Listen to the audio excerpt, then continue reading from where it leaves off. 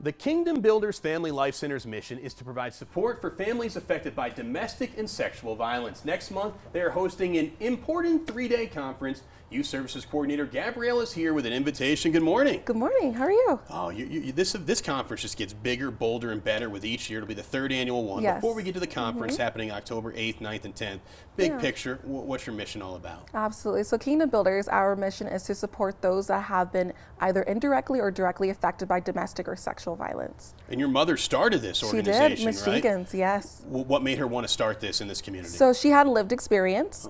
There was one night she was in the home with her ex-husband, and she prayed to God and asked him if he saved her life that night, that she would dedicate the rest of her life to helping those who are currently going through the same exact thing. What kind of services do you guys offer for the community? Absolutely. So we do everything in more of a holistic approach. So we meet a person where they are, we see what services they are in need of, and then we kind of build a roadmap from there. So if it's anything from safe housing to transitional housing when funds are available, possibly even relocation assistance, again, when funds are available for that, we can support everyone in a wide variety of things. It's really just up to that individual and what they need supported. You like working for your mom? Be honest, she's watching right now.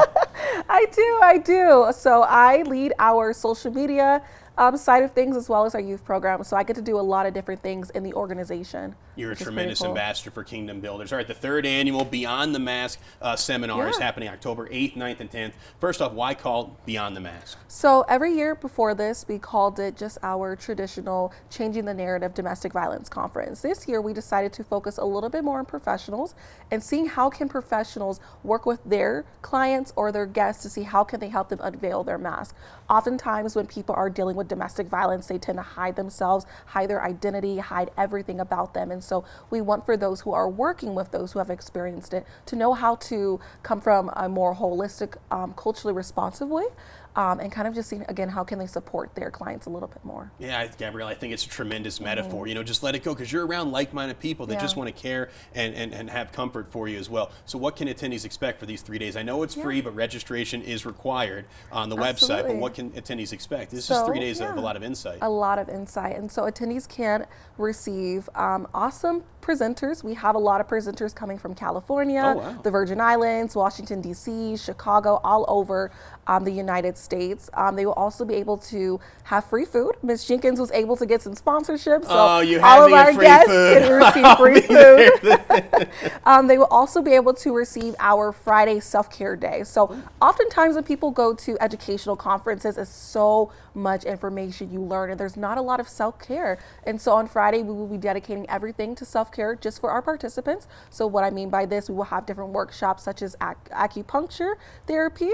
We will be having some therapists come in, doing some breath work classes with all of our individuals. We will be having, again, some somatic yoga going on. So there's just honestly a lot that attendees can kind of receive. How many people have signed up thus far, Gabrielle? So far, 100 people have signed up. Our goal is 150, so we're hoping we can get more. Oh, you're going to get 50 people to sign up by the end of this hour, absolutely. How can people sign up? People can sign up by going directly to our website, which is www.kbflc.org. Lastly, what are you most looking forward to October 8th, 9th, and 10th? I am most looking forward to just seeing everyone who comes out and seeing who really is in it for, again, helping domestic violence kind of come to an end. Back in 2022, the stats were 94 people in Colorado lost their life.